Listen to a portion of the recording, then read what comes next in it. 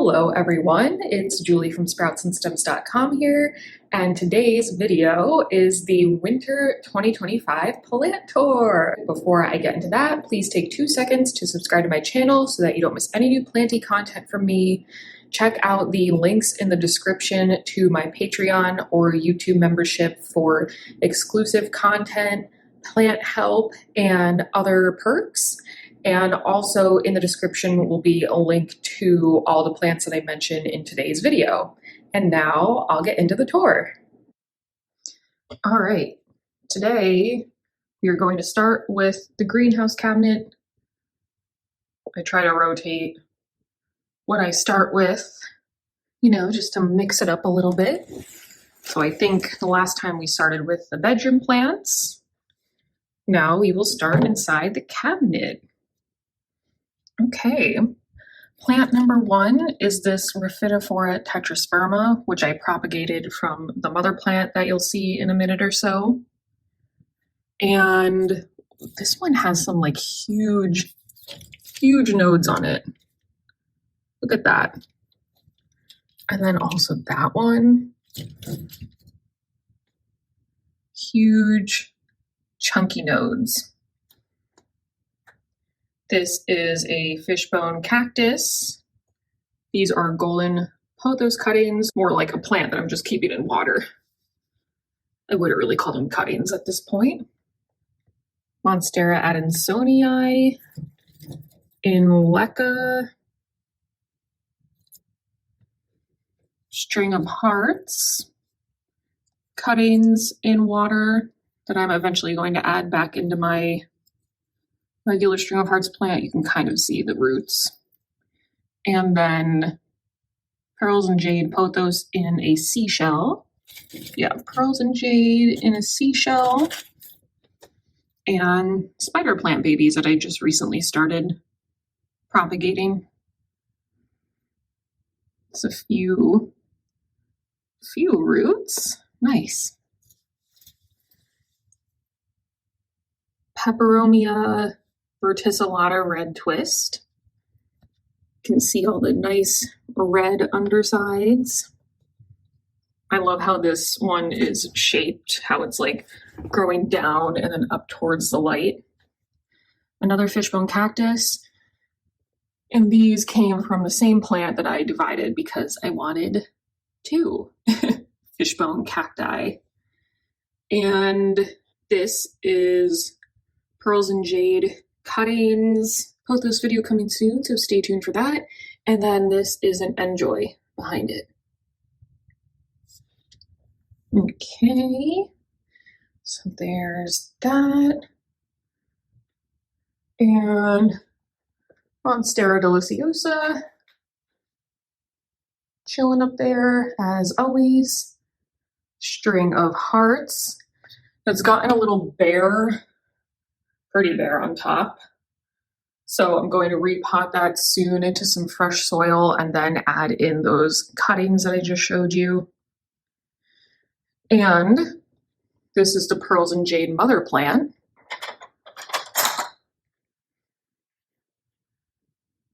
Of those little cuttings down there.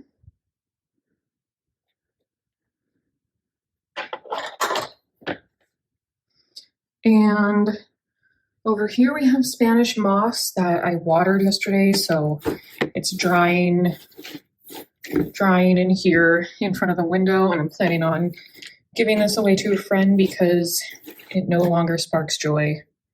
And I'm a big advocate for rehoming plants that no longer spark joy. If it doesn't make you happy, you shouldn't be holding on to it. And I'm in the process of doing some rearranging, so the pearls and jade was in here. Now it's just dwarf jade, little bonsai tree, and enjoy pothos in a book. So I'm going to repot this sometime soon or just take it out and stick it in water or something. And I'm going to get rid of this whole little area for now, but I have to figure out what I want to do with these two. And now we have prayer plant all folded down for the day, and then at night the leaves will go like that. This is a Maranta silver band. It doesn't have any red like a normal prayer plant. The leaves have like a silvery hue to them. Pitcher plant. I just recently cut off a bunch of dead pitchers, which is normal for this time. Pitchers don't last forever. They do eventually die. But you can see two more that are halfway gone. And in the winter, my pitcher plant doesn't pitcher. I don't feed it or anything. I just move it outside in the summer and it pitchers like crazy and it can catch all the bugs it wants. And this is that Rhaphidophora tetrasperma. Let me move back so you can see there. I just have it all in like a little corner up there. The grow light, and I kind of rigged up some way to hold it close to the plants. And this leaf, Monstera leaf, which I'll probably, I'm going to get rid of this at some point because the leaf is starting to look like it has seen better days, but it's still got some nice roots on it. So at some point I'll do that, but not now. Okay, bedroom plants. Okay, so we've got neon pothos. So pretty. I'm obsessed with the color. Neon pothos, and then they stay up here like this all the time, so they're kind of like intertwined a little bit, their leaves in this section. But I also have my philodendron micans, and I just featured this and my other philodendron that you'll see in a minute in my recent philodendrons, quick and easy philodendrons tip video, so check that out. And the micans is just always stunning. Okay, and now over here for a second, this is my spiky aloe plant. It's kind of just chilling up here for the winter until I can move it back outside. This is definitely not the ideal lighting for it, so it's just kind of simply existing. It's not really thriving, but you know, it's fine for a little bit. And jumping up on my bed, we've got ponytail palm and spider plant that I just cut all of those babies off of, and they both have hangers on them because I have like a long grabber thing, you know, one of those like you push a button, it's on a pole and it grabs, and I added the hanger so that I can just grab it from the floor with that grabber thing. It doesn't sound like a big deal, but it's nice to not have to get up on my bed and like blah blah blah every time I want to take these down to water them. I've done a few things recently that are just little improvements to make my plant care easier. One of my New Year's resolutions was get better organized with my plant stuff to just like make things easier and more enjoyable for me. So I'm thinking at some point I'll make a video of like little things I did to make my plant care easier. So just an idea, stay tuned for that. And then philodendron painted lady was featured in the video with the micans.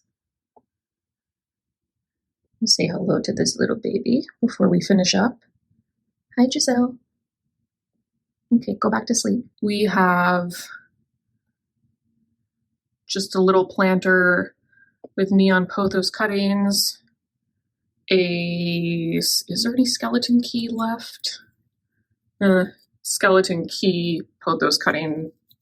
Actually, Seems to be doing all right. There is a skeleton keep that was cutting in here, long story short, and a Dieffenbachia little baby. So just kind of like a medley of plants. And this orchid that I noticed recently has this new beautiful spike that's about to bloom, it looks like. And yeah, just grew right out of the back. And then, oh, I can't tell if that one's doing something or not. We'll see. Time will tell. So, beautiful orchid right there.